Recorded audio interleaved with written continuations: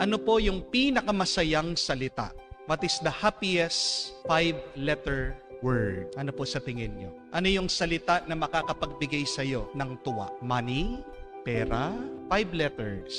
Alam niyo po kung ano? Tandaan niyo po ito ha. Smile. That is 5 letters. Sa Tagalog, ngiti. 5 letra. At di ba, pag sinabihan ka, ngiti, smile, mapapangiti ka. Hindi ba yun yung salitang nakakapagbigay ng tuwa at galak sa atin? Amen? Smile, my dear friends. It adds more face value to you. Mumiti ka.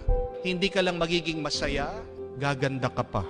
Ang nakakalungkot, hindi na nakikita yung mga ngiti natin dahil naka-face mask tayo. Pero kahit na hindi nakikita ang iyong ngiti, ngumiti ka. Malaking tulong yan sa iyo. Pag ikaw ay nalulungkot, pag ikaw ay nadidepress. Why should we smile? Because they say that our outer appearance is our gift to others. What is inside of us is our gift to God. Yung nasa loob mo, yan yung nakikita ng Diyos. Kaya mag-ingat ka sa kung ano yung itsura ng iyong kalooban, sa kung ano yung iyong nilalagay sa iyong isip at puso. Because only God can see that. Our emotions, what is inside of us, is our gift to God. But what you show on your face, what you show on your actions, how you live your life, that is your gift to others. That is for others. Kaya, smile.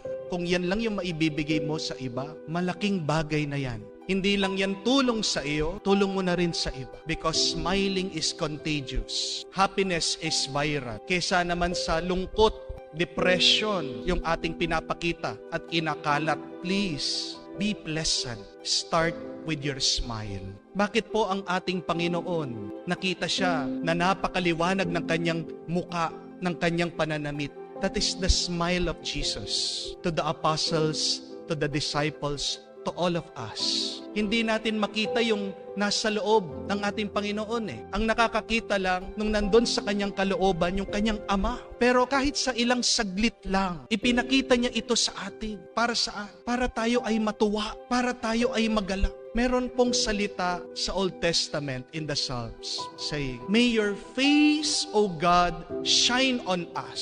Ano po yung ibig sabihin nun? Yung mga sinaunang tao na iintindihan po nila, yung mga salitang yon. Naway ang iyong muka, Panginoon, magliwanag sa amin. Anong ibig sabihin ng pagliliwanag ng muka ng Diyos sa tao? Sabi po nila, parang yung pagpapakita ng muka ng isang magulang sa kanyang anak. Pag nakita ng baby, ng sanggol ng anak, yung mukha ng kanyang magulang, ano yung mararamdaman ng bata? Di ba matutuwa siya? Kamukha po pag nilalaro natin yung mga bata, bulaga. Di ba? Itatago mo muna yung iyong mukha, bulaga. Pagkatapos magre-react yung bata, napakasaya, tuwang-tuwa, ngumingiti, humahalakha. That is what it means for God's face to shine on us.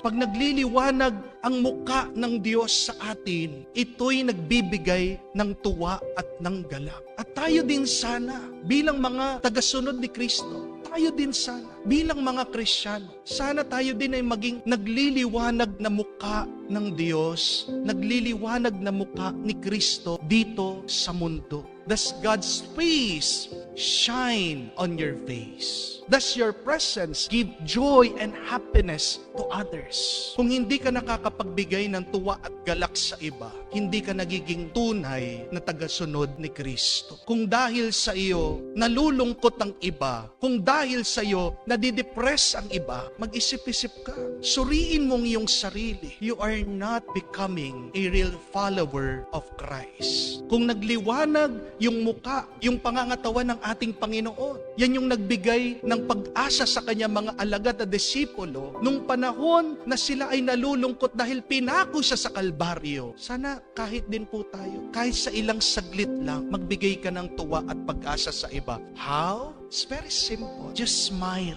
Umiti ka. Walang bayad yan. Amen? Magkano po ba yung ngiti nyo? Baka hindi ka ngumigiti kasi pinapabayad mo yung ngiti mo. Amen? Smile. You can help somebody today who is sad and depressed. Meron po silang ginawang pag-aaral sa Amerika. Bakit po yung mga Katoliko umaalis sa simbahan? Nagdi-decrease, nababawasan po yung population ng mga Katoliko sa Amerika. At gumawa sila ng survey. Alam niyo po kung ano yung nakita nila? Top 1 na reason bakit umaalis yung mga tao sa simbahan. Maybe yung iba sa inyo sasabihin niyo, siguro Father, dahil po sa sexual abuse. Hindi po. Yung iba sasabihin nila, siguro Father, dahil po sa usaping pera. Hindi po. Meron din po iba sasabihin nila, Father, isang reason dyan yung pakikialam ng mga pari sa politika. Hindi po. Mabibigla po kayo sa dahilan. Bakit umaalis sa mga Katoliko sa simbahan? Ang reason po ng marami, poor customer service. Anong ibig sabihin po nun? Walang mabuting pag-aaruga, pagkalinga sa mga nagsisimba, sa mga pumapasok sa simbahan, sa mga nagpapatulong sa simbahan. Halimbawa po, pupunta daw sa office, magpapaschedule ng misa o humihingi ng certificate. Napakabugnutin daw po nitong sekretary. Makikiusap daw po sa pari, binyagan yung anak nila. Napakasungit ng pari, napakastrikto. Ayaw binyagan dahil diborsyada, hiwalay, o hindi pa kasal itong mga magulang. Pag umaalis sa simbahan, hindi naman po hinahanap, pinapabayaan lang. Yung po mga nagwe-welcome sa simbahan, hindi po very welcoming, hindi ngumingiti, nakasimangot, parang wala lang. Tapos nagchichismisan pa. Walang pagkalinga, walang pag-aruga. Yun po yung ibig sabihin ng poor customer service. Walang pakialam sa mga nagsisimba. Tingnan niyo po, napakalaking impact nun, no? Yung trato lang natin sa ibang tao. Kung mabuti yung trato mo sa kanila, abay mananatili yung mga yan. Hindi aalis yung mga yan. Pero kung masungit ka, bugnutin ka, masama ang iyong ugali, kahit na anong gawin mo, hindi mananatili yan, hindi mag-i-stay yan, aalis at aalis yan. Kaya nga po, gusto natin na magkaroon ng isang happy environment, welcoming environment, pleasing environment. Umpisan mo sa sarili mo. Be pleasant every day, be happy every day, be joyful every day. At makikita mo, mag-iiba yung iyong kapaligiran. Marami kasi sa atin nagrereklamo agad napapansin yung problema ng ibang tao. Pero hindi mo pa ba natanong sa iyong sarili, how about you? Ako kaya? Baka ako yung problema. Subukan mo, gawin mong masayahin ang iyong sarili. Subukan mo, smile to people that you meet every day. Mag-iiba yung environment, mag-iiba yung iyong kapaligiran. Magiging magaan, magiging masaya, magiging payapa. Father, paano naman ako makakangiti? Ang dami-dami kong problema. Yan yung problema sa atin. Because instead of focusing on God, whose face always shine on us, we look at the darkness of our problems. Amen? Kaya bakit ang dilim-dilim ng iyong naiisip? Bakit ang lungkot-lungkot ng iyong nararamdaman? Nananatili ka dun sa lungkot at dilim ng iyong mga suliranin. But stay in the presence of God. Manatili ka sa harap ng Diyos. Maaninag mo ang mukha niya na mali.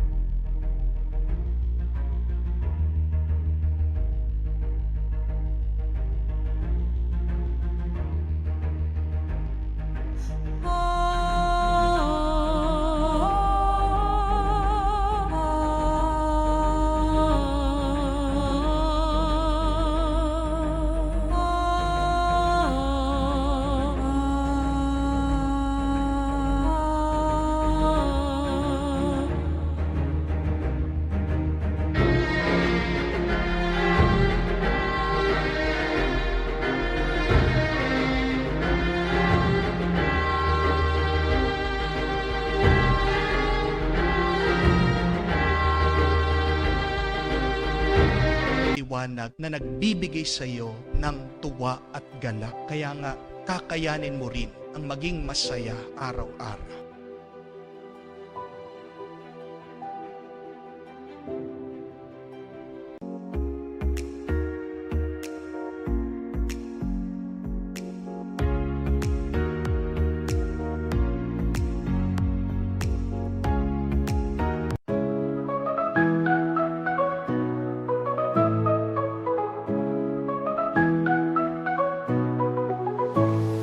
In a garden hidden where the flowers fade, memories lie still in the silent glade. Petals Petals once so vibrant, now a muted hue. In the garden of forgotten flowers, I find thoughts of you. The roses once so red, now a quiet gray. Whispers of the past in the light of day. Each blossom tells a story of love that used to be. In the garden of forgotten flowers, I find thoughts of you. In the garden of forgotten flowers, where dreams once bloomed, love's lost fragrance in the air consumed.